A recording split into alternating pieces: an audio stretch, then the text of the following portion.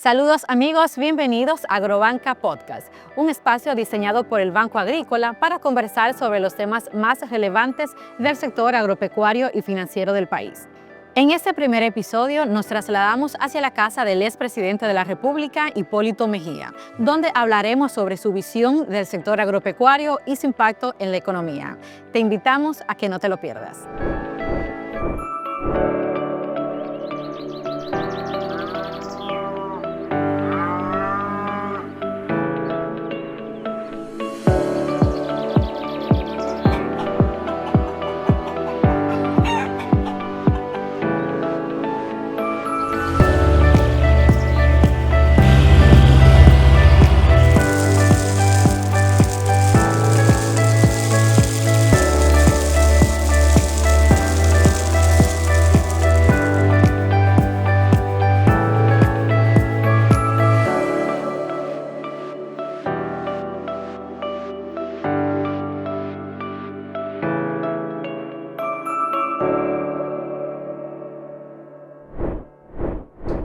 Bienvenidos a Agrobanca Podcast, un espacio creado por el Banco Agrícola de la República Dominicana para analizar cómo la banca agrícola impacta en el éxito de la economía dominicana.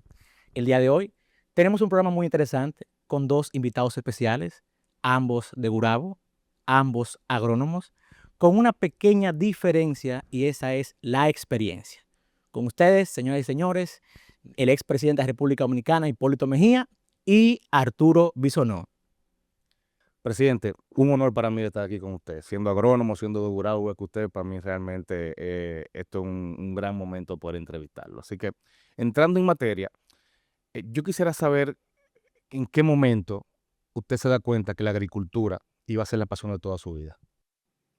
Gracias, Arturo. Pero gracias a Fernando Durán, administrador eficiente y viejo y querido amigo, que administra el Banco Agrícola en este nuevo enfoque de la agricultura y del financiamiento. Atendiendo a tu pregunta, debo decirte que, al igual que tú, somos guraberos de pura cepa y agricultores. Yo soy de una familia de 5 generaciones de tabaqueros y que desde chiquito, cuando yo tenía 6 años, que hace muchos años de eso, yo dije que mi vocación era tabaquera y agricultor.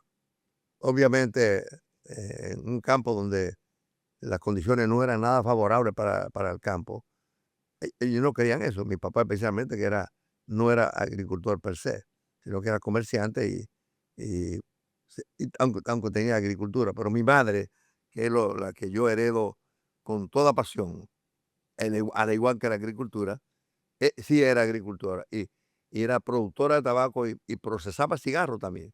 Es decir que lo mío es herencia genética, pero la verdad es que yo estaba convencido que mi pasión sigue siendo la agricultura y que la solución de muchos problemas nacionales tiene que depender de la alimentación del pueblo y por consiguiente de la agricultura. Excelente. En esa misma línea, presidente, usted es de Gurabo, San Cristóbal Loyola, de Loyola, North Carolina. North Carolina en tabaco y ministro de Agricultura. En ese lapso de tiempo no pasa una década. Entonces, mi gran pregunta es, ¿cómo usted logra consolidarse como un referente en la agricultura dominicana siendo tan joven?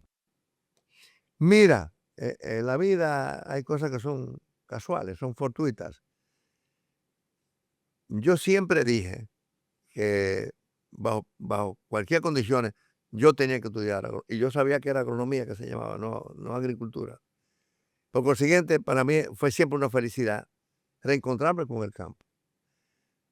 Yo aspiraba, en esa época no había universidad, y yo aspiraba a ir a Honduras, pero mi papá tenía mucha familia en San Cristóbal y logramos entrar a Loyola, cosa que para mí ha significado parte de mi vida, porque además de la escuela de jesuita está lo que yo le he llamado siempre disciplina.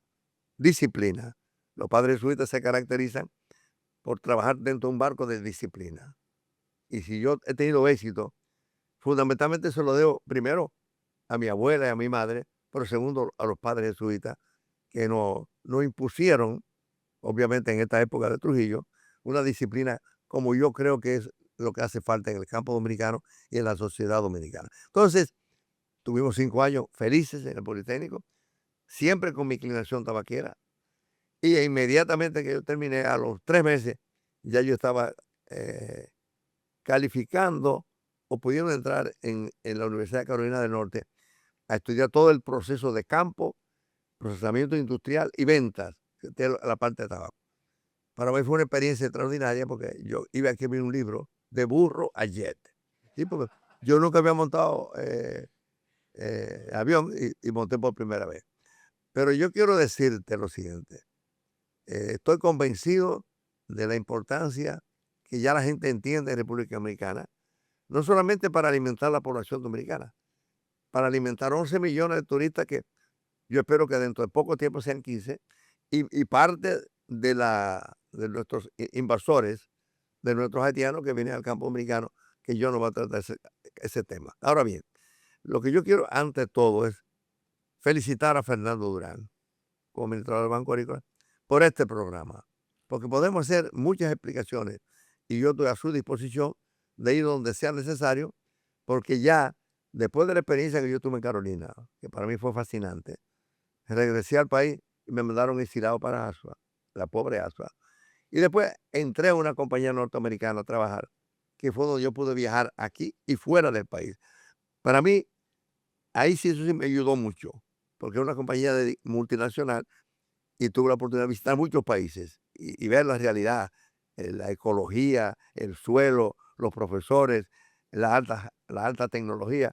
Y realmente yo me fui compenetrando y yo diría ratificando mi concepto de que la agricultura es una solución viable, no solamente en el campo afectivo, sino en el campo económico. Por eso, en los viajes del exterior, obviamente yo tuve la oportunidad de visitar el mundo entero casi, Japón, Taiwán, China, España, Holanda, Alemania, la India.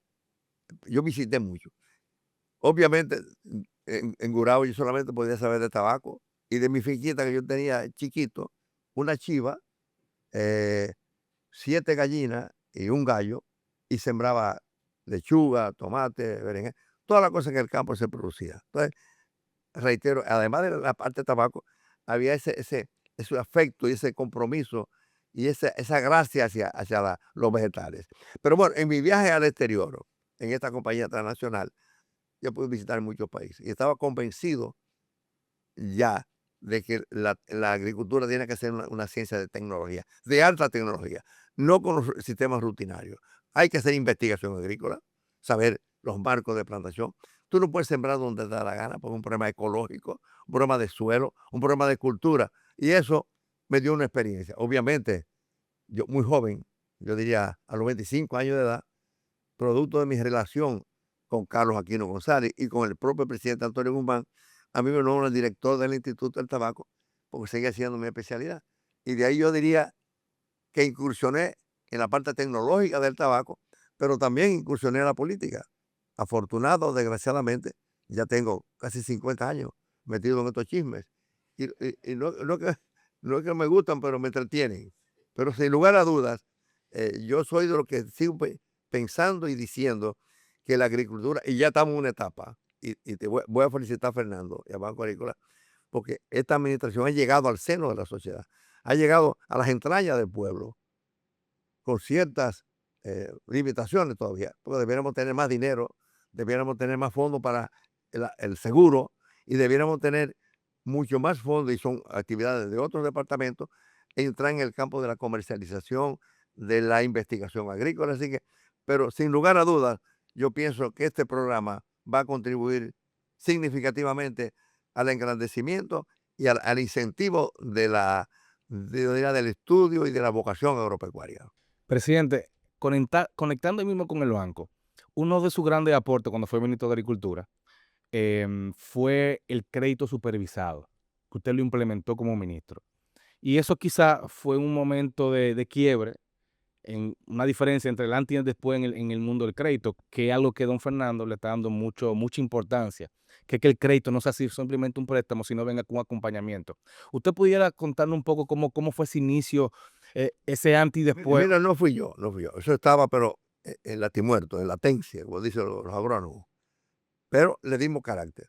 pero le dimos carácter y comenzamos a hacer proyectos. Siendo Fernando director regional en San Juan de la Maguana, hicimos un plan con los judíos, los israelitas, de aplicar la misma tecnología, la misma forma, con los mismos conceptos y aplicarlo en San Juan de la Maguana o en la regional suroeste. Desgraciadamente, los que vinieron después, como todas las cosas en este país, no siguieron ese plan. Pero la única forma, y que todavía y en estos momentos yo pienso y creo que debemos hacerlo, el crédito, los proyectos agrarios, la tecnología de cultivo deben ser integrados de una manera clara. El Banco Agrícola es función del crédito, pero tiene que tener una base y debería tener una estructura complementaria de los demás sectores de la vida nacional. Y en eso hemos preparado en los últimos tiempos, y el presidente lo dirá a su tiempo, cómo podemos integrar de nuevo eso. Pero el crédito juega un papel fundamental. Desgraciadamente los bancos privados no dan crédito, porque la garantía que piden y que la agricultura es una empresa difícil. Decía un profesor mío que es la empresa más difícil sobre la faz de la tierra.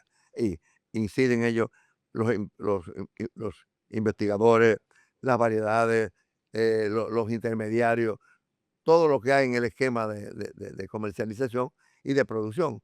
Por eso debiera ser, sin lugar a dudas, el sector más importante que le dedicáramos más tiempo y fundamentalmente dinero. Ha habido un apoyo significativo, pero se necesita mucho más. No es una decisión del administrador del Banco Agrícola, es una decisión de la política económica del gobierno, que yo espero que podamos retomar eso para los próximos meses. Presidente, en pandemia a mí me llama un amigo y me dice, Arturo, al frente de mi casa botaron una biblioteca de libros, ven a buscarla.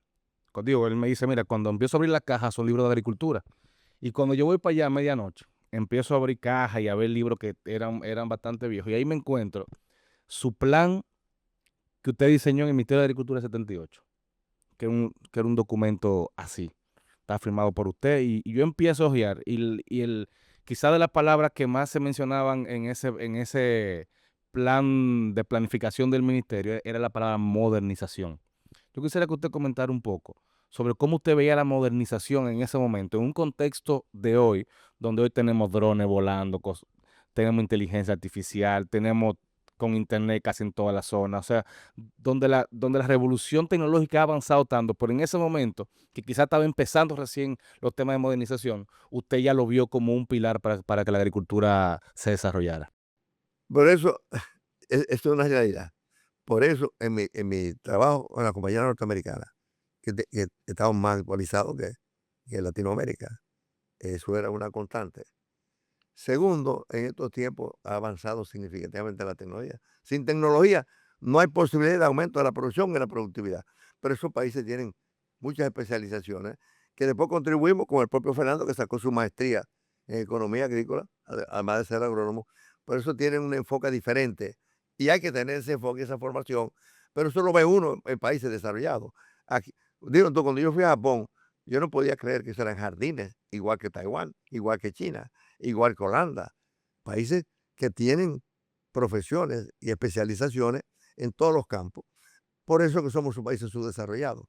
Pero sin lugar a dudas, República Dominicana ha dado un brinco cualitativo o cuantitativo, como tú quieras. Pero yo tengo la más absoluta seguridad que vamos avanzando rápidamente. Para mí era fácil, porque yo estaba abierto. Lo difícil era mis compañeros y los técnicos que no estábamos actualizados para transferir la tecnología.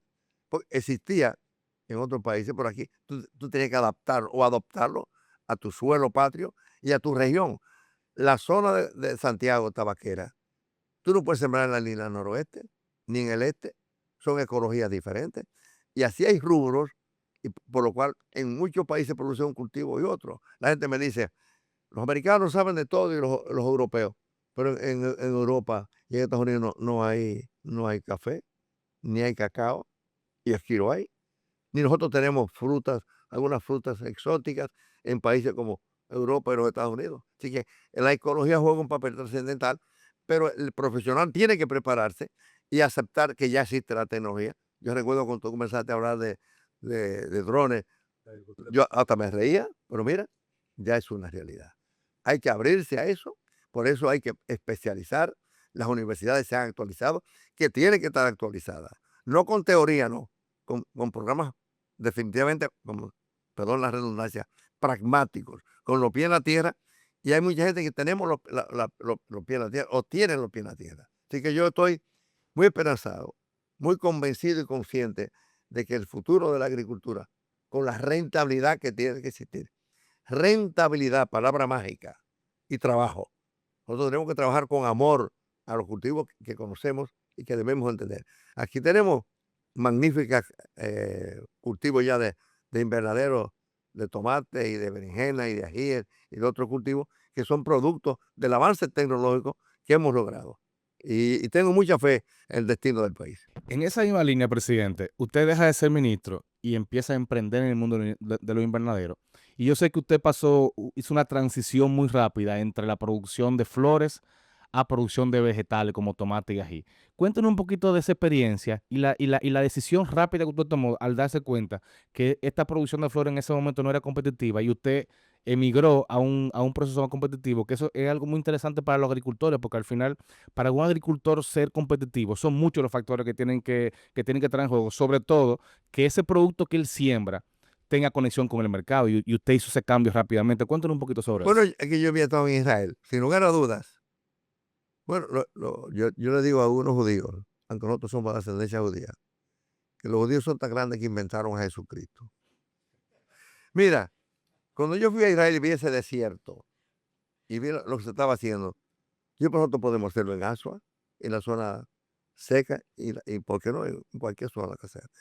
Y yo no tenía suficiente fondo, pero animé a un judío que viniera para República Dominicana e hiciéramos lo que él quería. Él era floricultor. Yo soy enemigo de los flores y de las cosas que parecen flores. A mí no me gusta estar. Pero comenzamos con ese socio.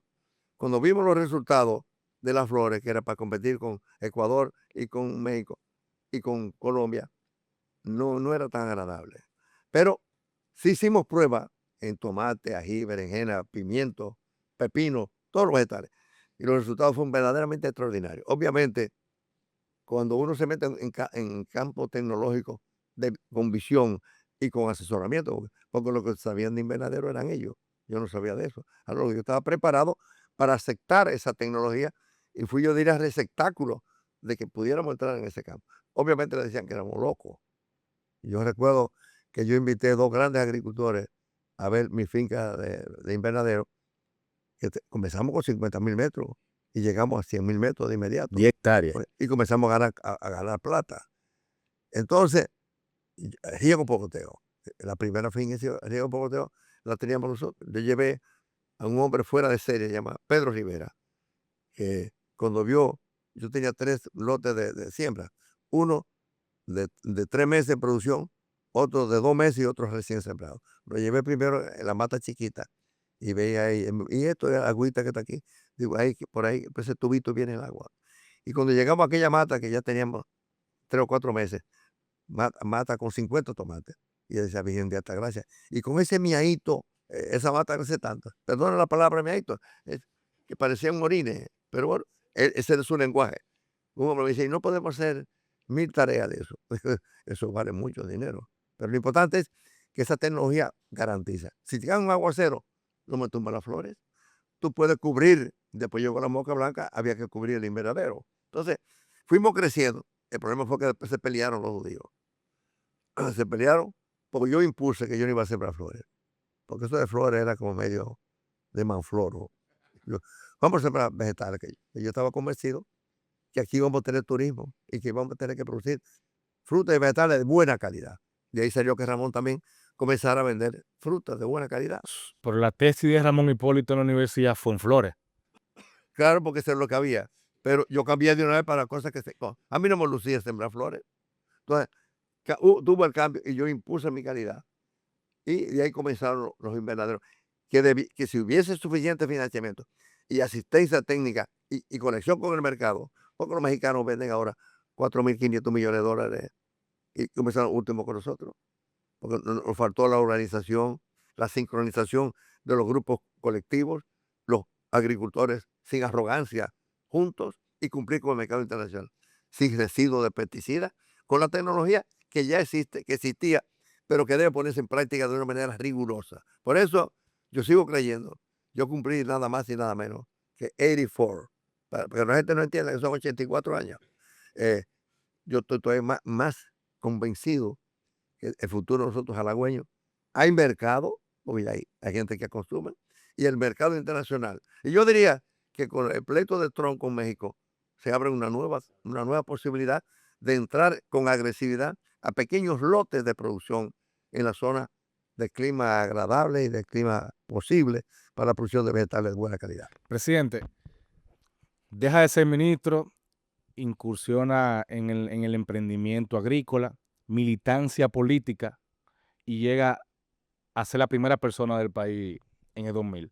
Y eso es algo muy interesante para nosotros lo que somos, lo que vivimos de la agricultura de una forma u otra, porque nosotros siempre cada quien tiene un ministro de agricultura interno y cada quien dice, no, yo haría tal cosa, yo haría tal cosa, pero usted siendo agrónomo, conociendo la agricultura en todas sus dificultades, usted llega a ser presidente y es como que una persona por fin puede hacer lo que realmente su convicción tiene en la agricultura. Y usted llegó a ser presidente e hizo grandes transformaciones en el mundo agrícola dominicano. Entonces, ¿cómo fue esa experiencia de usted poder aplicar su política pública? Porque una cosa es lo que el ministro quiere a veces y otra cosa es lo que el presidente le permite el presupuesto. Pero al final, usted era quien dirigía el presupuesto, usted era quien dirigía la política. Y yo considero que eso es algo muy interesante. Mira, nunca me había hecho esa pregunta, pero yo he aplicado a nivel macro, yo lo he explicado. Yo tengo una relación muy estrecha en Santiago con los grupos sociales compatibles con los agricultores. Entonces el hijo de Antonio Guzmán era ya bachiller e iba y calificó para la Universidad de Bélgica, Jean Blou se llama, quizás la mejor escuela de agricultura. Tenemos una gran amistad y de ahí surgió una relación mía con Antonio Guzmán, como agricultor, que era un agricultor progresista. Y de ahí yo seguí esa relación y tomé la misma decisión para que él ganó, y renuncié y me fui por mi adhesión y lealtad a Antonio Guzmán. Obviamente Antonio Guzmán eh, había sido ministro de Agricultura y seguía en la política, y de ahí seguí yo con él. Pero yo no pensaba nunca yo no quería ser empleado, ni ministro, ni nada de eso. Ni director del Instituto del Tabaco, que lo fui a los 25 años, y ministro a los 30 y pico. Pero él me pidió permiso a mi mujer, tu prima, vino aquí a hablarle a mi mujer de cargo, era el diablo. No por el campo, no. Ella le tenía mucho miedo a lo que hacen los jefes, que se enamoran de la secretaria y toda la cosa. Ella tiene mucho miedo de eso. Y no quería que yo aceptara eso. Es decir, si tú te metes en política, me voy para Gurabo. Ya yo vivía en la capital. Don Antonio tuvo que venir aquí a convencer a doña Rosa y cogerme un año prestado. Ya yo había cambiado de la compañía americana y me había ido a Linda, a Santiago, a los productos Linda. Y doña Rosa no quiso al principio, pero don Antonio la convenció, prestado por un año. Y mira, ya llevo 50 años, hablando pendejada muchas veces, pero metido en la parte agrícola. Y me siento muy orgulloso. Y después, por cuestiones del destino, después del ministro, la tecnología, los muchachos saben que se aplicaron y la aplicación de profesionales, caí también, debo decir, la primera vez yo cedí mi candidatura a vicepresidencial al doctor Peña Gómez como una demostración de lealtad, pues yo soy de los dominicanos que creen en la lealtad, no solamente a Antonio Guzmán, sino al propio Peña Gómez, que como tú sabes, que era pobre, prieto y feo. Y los buraveros tienen un complejo, así te decían negro allá, de blanco, y yo rompí ese paradigma. Entonces yo entré con Peña Gómez, fui el presidente del partido que hicimos nosotros, y después yo cedí mi candidatura, pero cumplí con la lealtad de Peña y me convertí en un político. Hicimos lo que podíamos hacer, tuvimos que enfrentar la crisis bancaria, que ya Fernando tiene esta experiencia y no va a pasar en el Banco Agrícola, pero hubo que tomar medidas drásticas. Y sigo yo en la política y dentro del marco de mis posibilidades, de orientando en lo que puedo. La gente cree que yo me meto más de la cuenta, pero no es así. Yo nunca voy de Fernando a decir lo que tiene que hacer, ni mucho menos de Limber, que es mi hermano, y de otros funcionarios, el nieto de Antonio Guzmán. Pero sigo ligado a eso. Mis hijos son, uno ingeniero zootecnista, y Ramón tiene una maestría además de ingeniero agrónomo, en en negocios internacionales, que sí le ha dado una visión más amplia, y ese sí puede hablar, porque se ha ganado muchos cuartos. Yo dejé de ganar mucho dinero, tuve que salir de mi compañía, porque yo soy de los que creo que la política es incompatible con los cargos públicos y los negocios. Yo vendí 5 compañías, porque estaba convencido que el que tiene compañía y hace negocio en el gobierno, a la larga cae preso. Y yo estoy suelto y vivo. Presidente, una última pregunta de mi parte. Yo hace 2 semanas estuve en North Carolina, en la misma universidad que usted estuvo. Yo tengo una relación con proyectos de investigación que estamos desarrollando allá en los temas de tecnología. Y yo, la última vez que fui, me fui con el canciller de UTESA, con el hijo de don Príamo, que estamos haciendo algunas cosas con agricultura allá.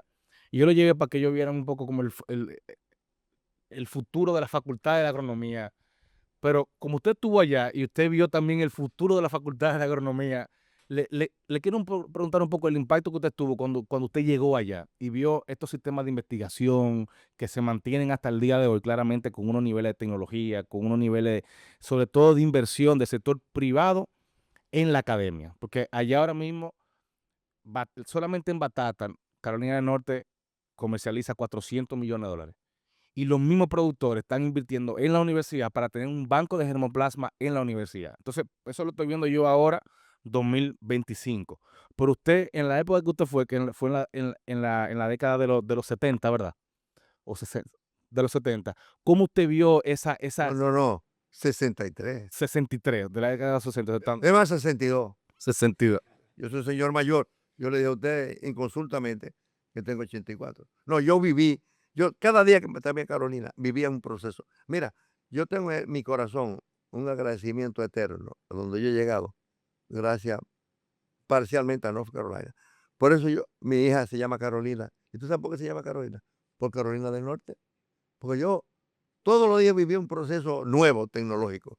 Porque yo, cuando vi esa tecnología y nosotros tan atrasados, yo creía que estaba en el planeta Marte o en el planeta. Porque, y eso en esa época. Ahora, lo que tiene esas universidades son todos los avances tecnológicos. Pero ya no solamente Estados Unidos, ¿no? Tú vas a España, Almería, 800.000 tareas de vegetales. Abastece a Europa y a España. España, 94 millones de turistas salen de esa zona que era un desierto. Aquí Asua, que la gente lo veía como la pobre Asua. Yo decía, ustedes están en una mina de oro. Y así lo digo en otros lugares y en otros cultivos. Aquí la propia producción de arroz se ha aumentado significativamente la tecnología. Ahora bien, ¿qué es el mejor aliado de la producción? La tecnología, el crédito agrícola vital, y más en este país que no hay financiamiento casi del sector privado, y la capacidad de disciplina para entrar a los mercados y tener paciencia. Porque hay que cumplir primero. Si tú no cumples con los mercados y con los consumidores, a ti no te va a ir bien. Y tienes que proteger a los seres humanos. No podemos aplicar pesticidas ya con residuos, ¿no? Ya tenemos que aplicar pesticidas orgánicos que existen, que en esa época ya habían estudios de eso. Así que yo, cada día que pasé en Carolina, para mí es algo que lo recuerdo con cariño. Digo, cuando tú eres capaz de ponerle a tu hija, a tu primera hija, Carolina, por agradecimiento, es que la formación tuya y lo que yo viví era un aprendizaje verdaderamente que lo tengo en lo más profundo de mi corazón. Don Hipólito, entendiendo su vasta experiencia en el sector agropecuario y entendiendo también la importancia que le dio también usted durante su gobierno al Banco Agrícola, ¿qué rol usted le ve al Banco Agrícola al día de hoy? El Banco Agrícola es una institución determinante, junto a los procesos de investigación que deben ir juntos. Tiene que ser ya innovador, exigir tecnología. Pero de hecho, hemos avanzado más de lo que la gente piensa, ¿eh? Pero crédito, tecnología y seguro agrícola. Mira, seguro agrícola es una garantía para el crédito.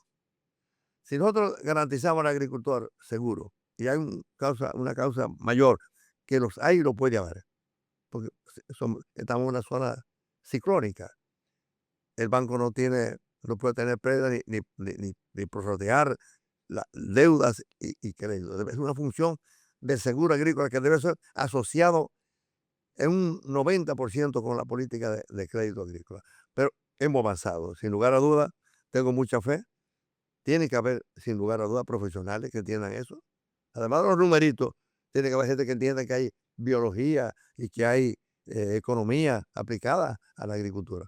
Pero hemos ido creciendo. Yo pienso que nos estancamos un poco en ciertos cultivos. Por ejemplo, en café, tuvimos una enfermedad, fuimos irresponsables. Otros países se dañó el 10% y aquí 80%.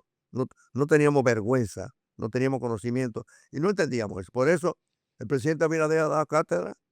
Si ser una persona ligada a la agricultura y no deja de tener el dinero invertido en cuestiones agrícolas, pero ha puesto en funciones importantes.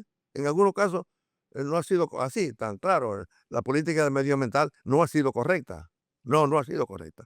Para usted ser ministro de Medio Ambiente tiene que saber de agua, de tierra y de planta, porque si no, ¿de qué medio ambiente tú vas a hablar? Y así hemos cometido algunos pequeños errores, pero tenemos derecho a reivindicar y convertir esta institución de crédito en lo que debe ser un monstruo para llegar al pequeño y mediano agricultor. Don Hipólito, ya para cerrar, para que mande un mensaje a aquellas personas que quieran emprender en el sector agropecuario. Bueno, emprender no. Yo diría que tener la conciencia clara de que es una actividad económica de importancia. Obviamente los agricultores tiran a muerte. Cuanto más ganan, más mal están. Siempre te dicen, no, estamos jodidos. Bueno, eso es una cosa correcta porque el campo siempre tiene que aparentar un gallante. No.